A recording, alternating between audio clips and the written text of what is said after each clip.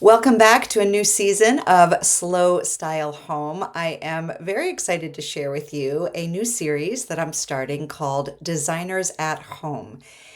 And I'm doing it because while I'm on my book tour, I am able to interview people in person, which I've never done before. It's a whole different beast than doing podcast interviews over Zoom. And it's really, really fun. So, in case you didn't know, yes, I have a book out. It's called Slow Style Home. And going to different parts of the country. I'm doing some book events. And if you haven't been able to pick up a copy, I would love it if you would check it out. You can find it on Amazon, you can find it at barnesandnoble.com, or you can go to bookshop.org, which is a great way to buy a book online and still support your local independent bookseller. All right, let's jump into this episode with my friend, Julia Chasman. She is a designer in Pasadena.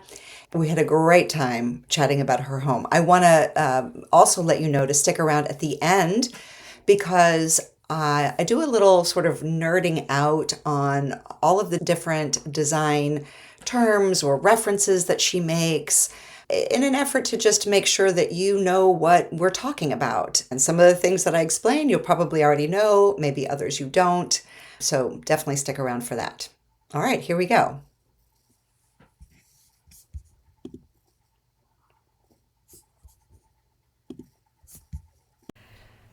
This is my very first Designers at Home tour. I'm so excited to be here with Julia Chasman.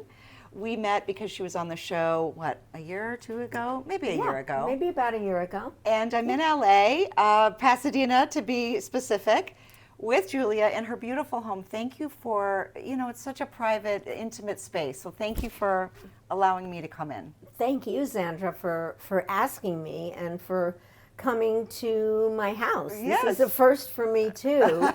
And I've not really ever had any people in to show the home as if it were actually decorated, and don't really think of it that way. It's a work in progress, right? These are our own homes. So exactly. These are our laboratories. There's always a project. Yes. But I think it's so interesting to talk to designers about their own homes because they really get to do whatever they want. There's no other client involved. So that's kind of what we're going to look at today. And we're going to look at some very specific items that you have in your house, and we're going to talk about maybe your future plans, but also how things have maybe moved around and you've switched things from room to room.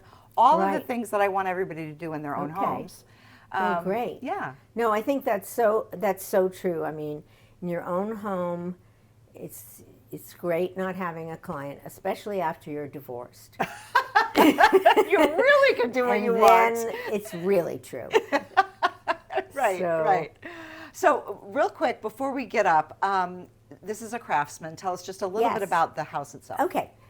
So the house, it's a pretty early Craftsman. I feel like it's maybe 1920 or on the early side. And it is blessed with almost all original windows, doors, and the like. The fireplace. So nice. The stained glass. Yeah. The bathroom, which I don't know if we'll have time to look at, but has its original tile. And these are things I always look for in a house, and it's rare to find all that. Yeah. There are even some surprise doors that are hidden on the other side of this room, and we'll take a look at those in a minute. Great. Okay. Yeah. Let's get started. Okay. So we were just sitting on the couch. This is the living room. Tell us a little bit about it. It's a decent sized room. Yep. But it's not a huge house. It is not. It's a 2-bedroom, 1-bath house, and which is fine for me. I live alone, but with my dog Jackie. Yes. You'll probably get to see. Like a lot of people, I don't have any other options for where I could put my television. Right.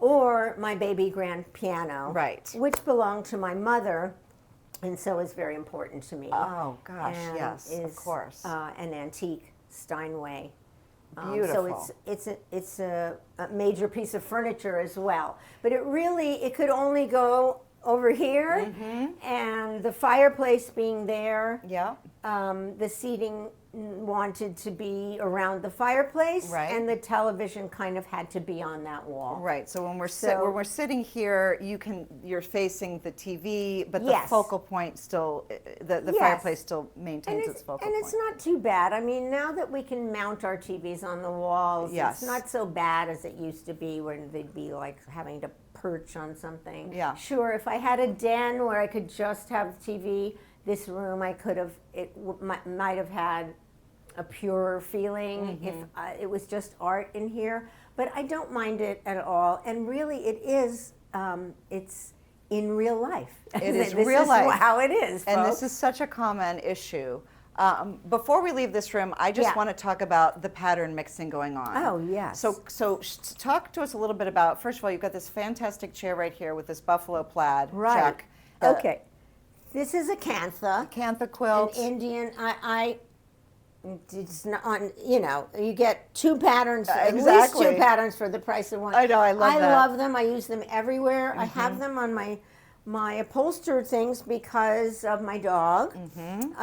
But so this sofa, I did have it custom. I mean, it's an old piece that I had reupholstered to my specifications.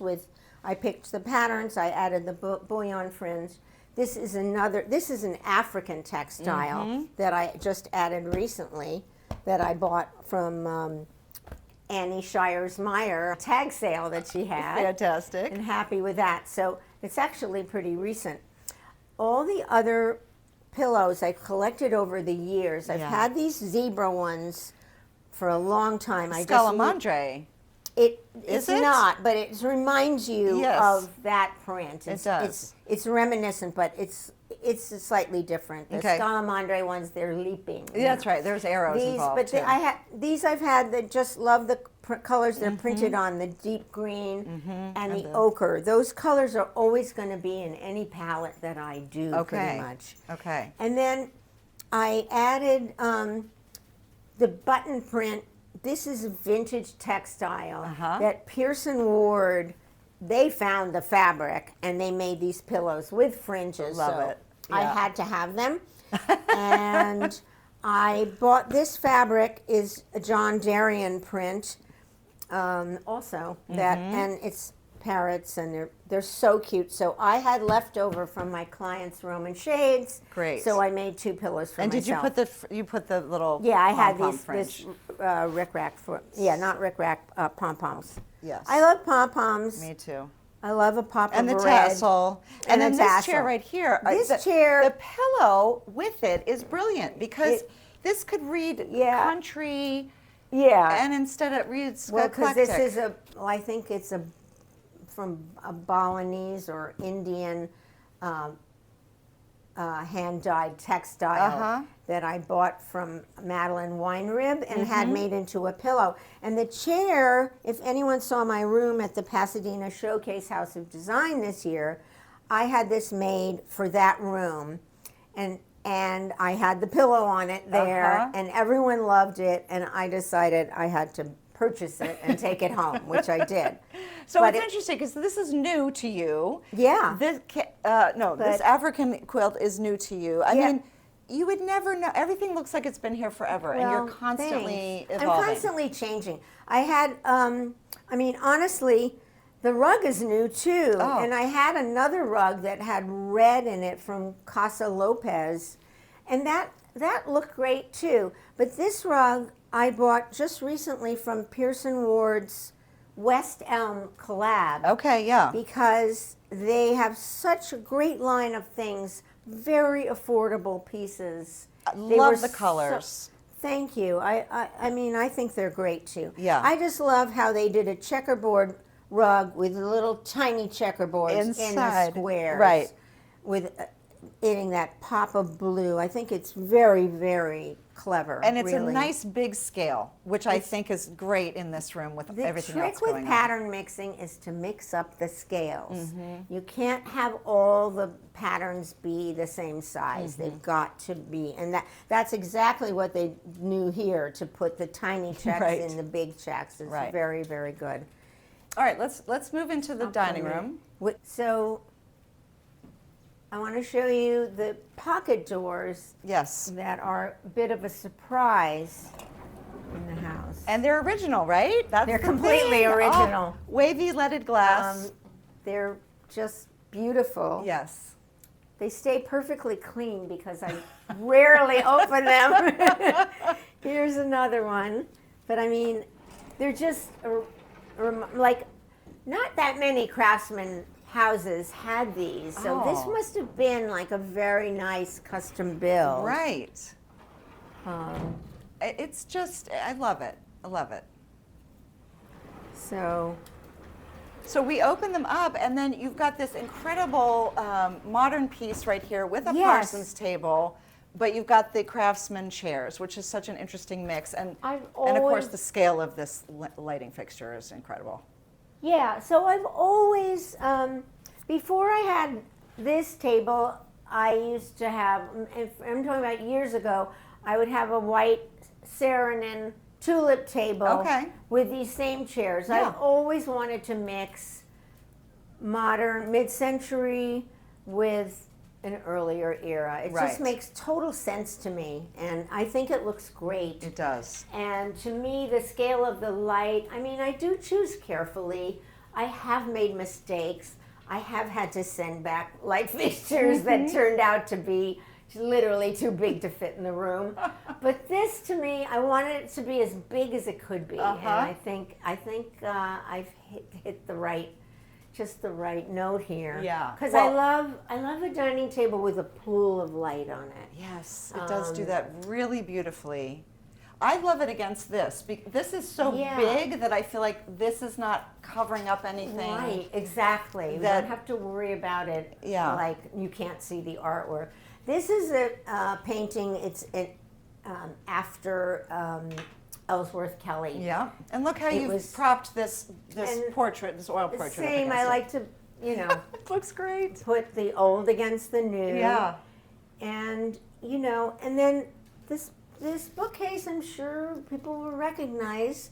IKEA Kallax. There you because go. We can't live without them. That's right. But- IKEA does a few things really well. They do, and if I were building a simple bookcase to go with my table, I don't think I could really design anything Any better. than Yeah, that, yeah. and I certainly couldn't make it more cheaply. So And then these fabulous old. Yes. I forget what these are called. This shape. well, It's got a name. But anyway, I love it Yeah. with this lampshade. they're kind of like cocktail lamps. Cocktail lamps. Yes. Yeah, and I collect them because I love pairs of lamps, and I love vintage lamps, and I love the size of that scale of lamp is very appealing to me. And then I always put new shades on them. These are from that fabric is called Letouche. It's very famous Brunswick pattern. Brunswick and Fee, fabulous. Yes, And I just have to always. say, everyone, look at what Julia has on the table here. Yes. She has a copy of my book. I was hoping you might sign it for me. Of course. Okay, we have to talk about one more thing in this room, which is this Yeah. funny. So this happens Yeah. a lot to designers. So a friend of Julia's was like, "I have these crazy lamps. Let me know if you want them. Show us. Grab it, and let's put it right here." Okay. Okay, so Julia just said to me, "Is it ugly or is it cool? Is it awful I just or got is these it?" today. My seamstress dropped 4 lamps in this, 2 exactly like this and 2 in a similar florid style, shall we say. Yes. And I just, because she showed me a picture, the owner was getting rid of them. The new owner did not want them. And in the picture, I thought, yeah, I'd like to see those. Now looking at them, I said to Zandra, are these like the ugliest lamps you've ever seen? Or could they be incredibly cool if we put something like a red and white striped shade on it, or When she just said something so unexpected. When you said red and white striped shade, I thought that is so perfect, and I would definitely place something very modern next to it. Yeah. It's like with the red and white striped shade, it's like it's kind of winking at us. Like we know that this is a little weird, but we're excited Yes. about the humor.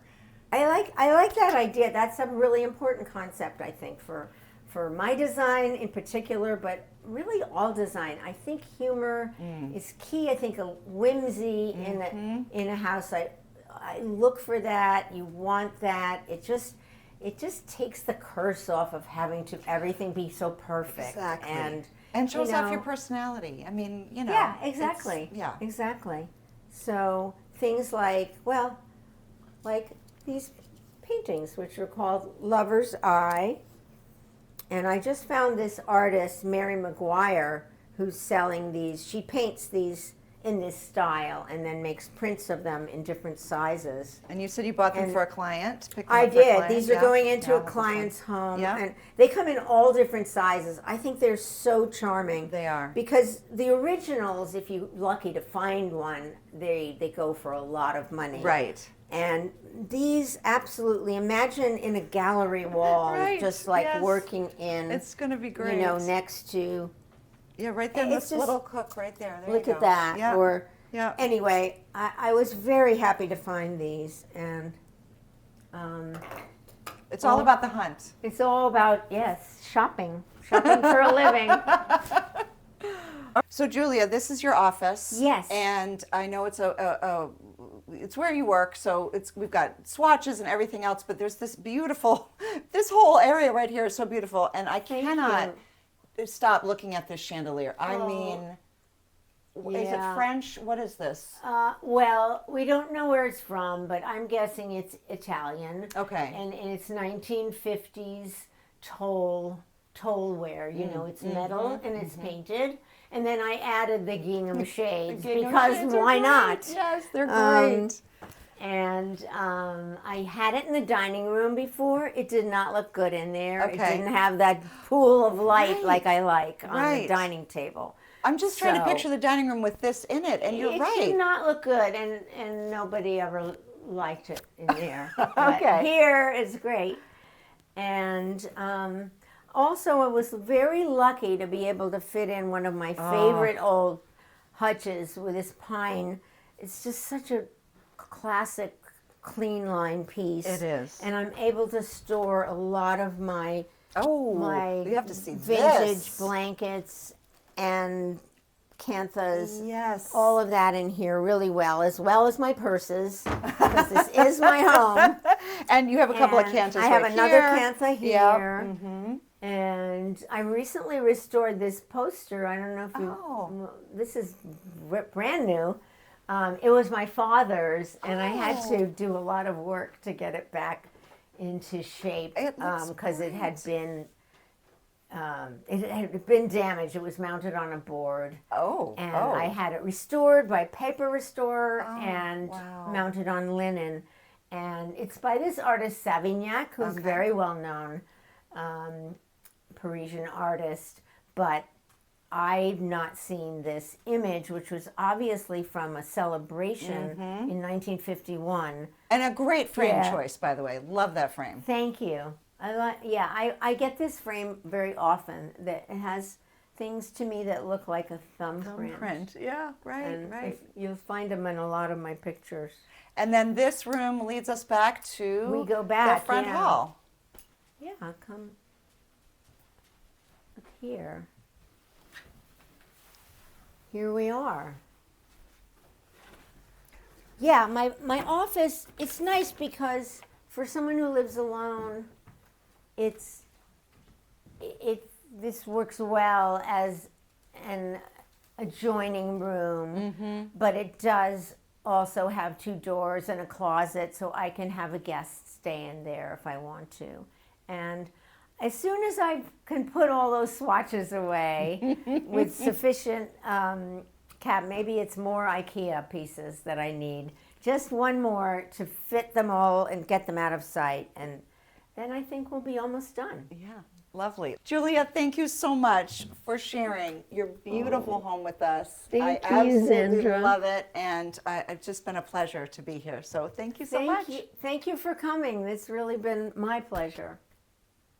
Okay, I hope you enjoyed that. And as promised, I'm going to share with you some images and some descriptions of the things that were referenced in this interview in case you're not familiar with the terms. I'm going to do my best to describe them so that if you're not watching this episode on YouTube, that you're still getting something out of it. But if you have a chance, you can watch it on YouTube or you can go to our website, slowstylehome.com, click on podcast. And when you see Julia's episode, click on that and you will be able to find this presentation as well. Okay, so first of all, let me just say that her website, juliachasman.com, is obviously full of her work, and I highly recommend that you check it out. And my book, which we talk about, you can also find on our website, slowstylehome.com. I mentioned that at the beginning if you would like to purchase a copy. Okay, so the first thing that Julia talked about was the style of her home, the architectural style. It's a Craftsman, it's a bungalow, and Southern California has quite a few of these. The picture that you're seeing right now is of Gamble House, as in the Procter and Gamble family. So this one is quite grand, but it still depicts many of the characteristics. That is, the horizontal line in this style of architecture is much more important than the vertical line. The buildings are low slung to kind of melt into the environment. And sometimes they're only one story. The Craftsman style was really all about pushing back against mass production. And so it was about really valuing the art, the artistry of craftspeople. Next thing she mentioned, or maybe I mentioned it, was the buffalo check patterned fabric that she had in her living room. It's on a chair. She designed it for the Pasadena home showcase. I'll talk about that in a minute. But just in case you didn't know, a buffalo check is a very large scale checked pattern where all of the squares are usually the same size. Next, we talked about kantha quilts. Some people call them kanta quilts. They come from India. They traditionally have been made from scraps of leftover fabric. And as Julia mentioned, what's so great about them is that they have different designs and patterns on both sides. She also talked about a cloth, an African cloth that she has on her couch. And I believe, looking at the pattern, it's specifically a kente cloth. And the kente design comes from primarily Ghana and Ivory Coast. She also mentioned bouillon fringe that she added to the bottom of that same sofa. And bouillon fringe, it's corded. It's not like the kind of fringe where it's just straight strands of thread. Each strand that hangs down is made up of many threads that are corded together. So it's a heavy fringe. It's also usually quite a bit longer than other kinds of fringe. She mentioned that she got a particular pillow, I believe it was, at the Annie Myers Shire tag sale for this oak house. So Annie Myers Shire, you might recognize the name Myers. She is Nancy Myers' daughter. Nancy Myers, who is famous for making all kinds of films that people love for the interior design. It's very Southern California, very Diane Keaton. Her daughter is renovating a home herself, and she's chronicling that process on Instagram at This Oak House. And then I thought that one of her pillows was a Scalamandre print. Scalamandre is a very famous fabric and wallpaper maker, and they have an iconic print, the zebra print. And as Julia said to me, nope, that's not a Scalamandre because the zebras in her fabric are not leaping. And as I said, oh yes, and there are no arrows. So it's Scalamandre-like, but it is not a Scalamandre. She also mentioned getting a couple of items from Pierce and Ward. And that is two words, Pierce, Ward. Those are the last names of the two designers who own both the shop and the design studio. They have a lot of items and they're really fantastic. I highly recommend you check them out. Next, she mentioned John Darien. And if you are familiar with him at all, You've probably seen his decoupage items, especially trays. He's known for glass trays that he has decoupaged with old prints and photographs and paintings, but he also does things like fabrics and wallpapers and things like that. And so one of her pillows is made from a John Darien fabric. She also mentioned Madeline Weinrib, and Madeline Weinrib is very well known for her fabrics. However, she discontinued her fabric line in 2018, I want to say, but she is still doing her rugs. She's known for producing things that are handcrafted, hand woven. She's very big in the design world. And back to the Pasadena showcase house that I mentioned earlier. So show houses, they pop up all over the country. They're often done in conjunction with a charity in order to raise money for that particular group. And what they are, usually a house is either purchased or sometimes it's even built from the ground up. And then different designers are invited to do different rooms throughout the house. So you're going through one room into another and you're seeing the work of different designers all the way through. They're really great experiences. I highly recommend you check them out. Look for them, do a Google search, show houses near me, that kind of thing. Julia did one just recently in 2025. She did the library for the Pasadena Showcase House Design, and it was fabulous. In fact, you can see the buffalo check chair that is in this photo that she then put in her own living room. Another source for Julia that she mentioned, she said she used to have a rug from Casa Lopez.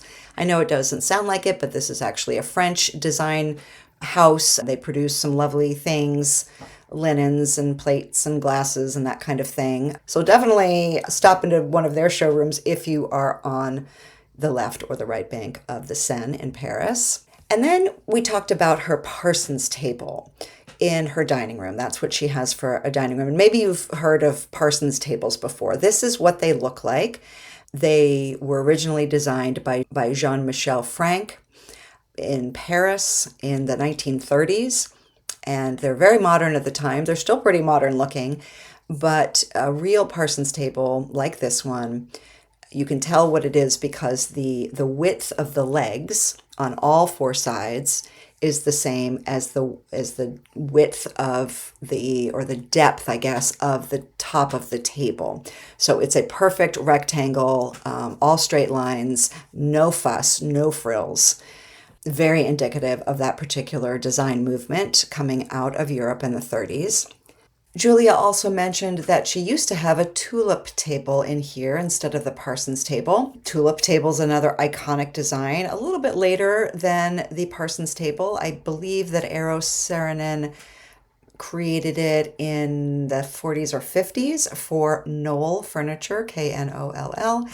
A tulip table is a table that has a center based on a pedestal so that you don't have multiple legs on the corners of the table or in the middle of the table. You just have that one pedestal coming up in the middle. And so it's typically surrounded by 4, 6, or 8 chairs in a circle or in an oval, which makes for great conversation. And in the picture on the right, you can see that with the tulip table are also tulip chairs, also designed by Eero Saarinen.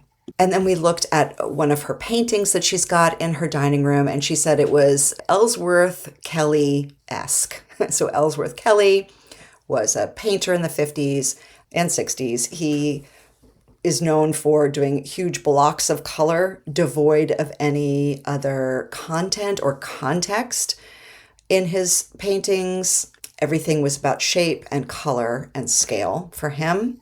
She mentioned the IKEA Kallax bookcase that she has put on its end in her dining room, which, if you're not familiar, a lot of designers use these. They are just very simple, modern, understated pieces that are really useful because you can put them upright like you see in this photo from IKEA, or you can lie them on their sides like Julia has done. And as you can see, it's $79.99, so it's quite affordable.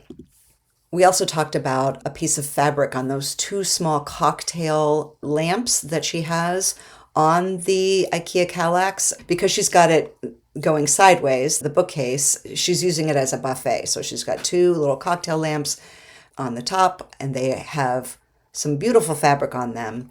The name of the fabric is called Les Touches, and it is by Brunswick and Fee. And Brunswick and Fee is one of the top fabric makers in the world, and this is a relatively famous pattern. And then she also showed us some small prints that she had that she's going to be giving to a client. The subject of the prints is called Lover's Eye, and they were first done in the late 1700s in England. They are watercolors or drawings of the eye of a child or a spouse or a parent. And it was just the eye. And then they were put in these little brooches or rings, kind of like having a locket around your neck. It was the similar idea that it was the eye of someone very special to you. And this woman, this artist, Mary Maguire, has recreated them and is painting them herself along with a lot of other really terrific pieces of art that she's doing. So check her out, Mary Maguire. See if you like what she's doing. And then we looked at Julia's chandelier, which she said was tallware. Now, tallware started in France, and it means painted on metal. The Italians did something similar, and they used many different colors in their pieces, but the tallware is usually a chandelier or it's a sconce or it's a vase. Again, painted metal. And then finally, she mentioned a vintage poster that she has, not a copy, but the real thing. And the graphic artist is called Raymond Savignac from Paris. Very famous graphic designer in the 1950s, did a lot of print work and advertisements, posters, that kind of thing. So hope you've enjoyed this little geek out tour of design terms and design references. I'll keep doing it again if you are enjoying it, so let me know.